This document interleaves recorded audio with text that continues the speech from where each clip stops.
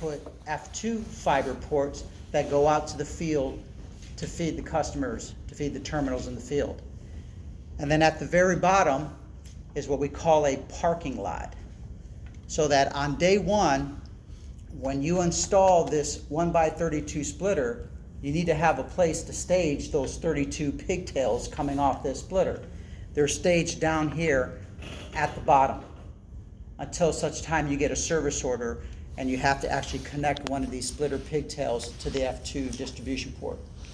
So on day one, when this splitter gets, when the installer slides the splitter in, he's going to take those 32 his first thing he's going to do, he's going to take the input fiber,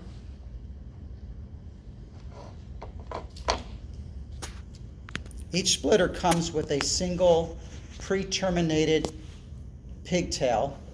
This is the input fiber that feeds that splitter, and then the technician will take that and connect it to one of these F1 ports. And when he does that, now he's brought light to the 32 pigtails coming out of this splitter. He's then going to take those 32 pigtails, he's going to maraud them around the side, and then he's going to maraud them here around the back to this fiber management area on the rear. He's going to bring them down to the bottom, back to the front, and he's going to take those 32 pigtails and he's going to park them right here in the bottom.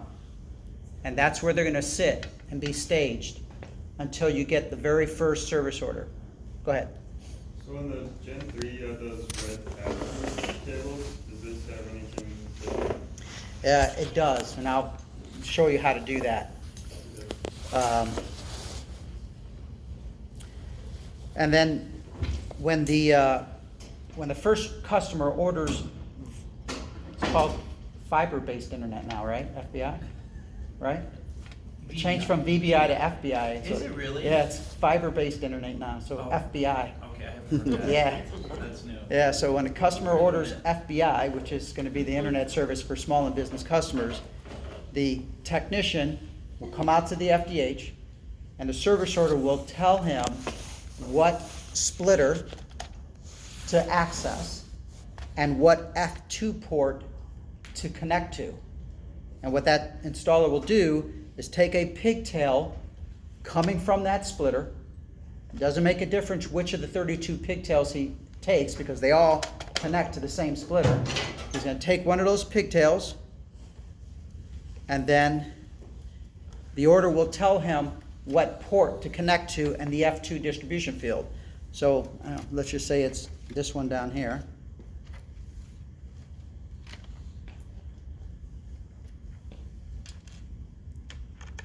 He's going to remove his little dust cap off there. He's going to clean his fiber.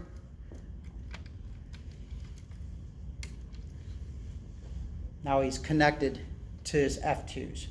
So now I've got connectivity, fiber connectivity coming from the CRAN hub into the FDH via the input stub to the splitter, out from the pigtail to the F2 port, which now leaves the FDH through the output cable going out to the field to the terminal that feeds that particular customer. Now for pass-throughs, your question. So I have a patch cord in my case all the way up in the front of the room, front corner of the room. If you could just grab one, please. And while he's doing that, if you can just give me a second before I get to your question. Let me kind of address the 144 versus 288. So we sell this FDH in two different sizes. The one that I'm showing here has LC connectors. This is a 288 FDH. It can serve up to 288 customers. And what you're going to notice here is that, again, it uses the LC connectors. Are you guys familiar with SC and LC connectors? You know that the SCs are bigger. Matter of fact,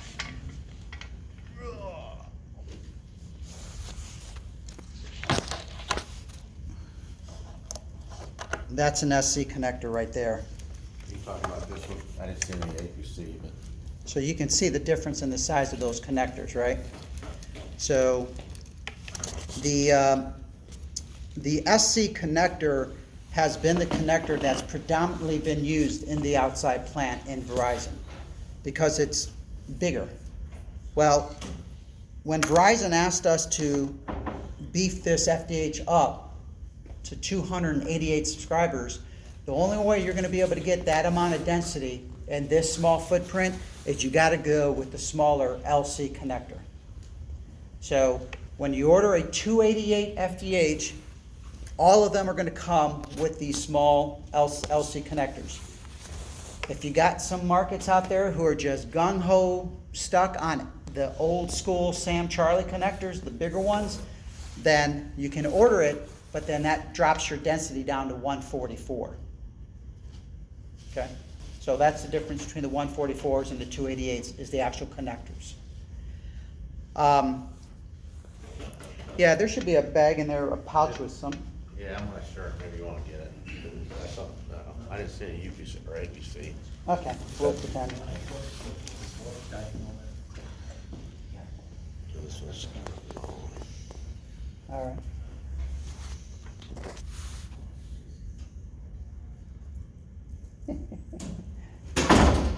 it'll be a 1 meter patch cord, by the way. All right, I want you to, ever see that little thing dangling there? Just that little, yeah. See that strand there? Yeah, pull it off. Thank you. All right, I want you guys to pretend that these are not blue connectors. Pretend that those are green APC connectors, all right? So if a customer orders,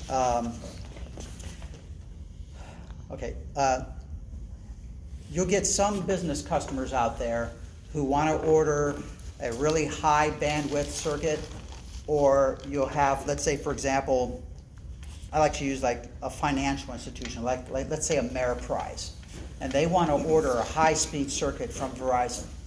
But because of the information and the data that they're transmitting over that circuit, they want it to be a point-to-point private circuit.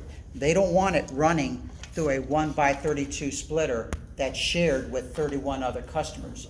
They want a dedicated point-to-point fiber connection from their building all the way back to the C-RAN hub. Well, the only way you're going to be able to do that is you have to have a way to bypass the splitter inside the FDH. I'll demonstrate how to do it with our above-grade FDHs. For this one, it's fairly simple.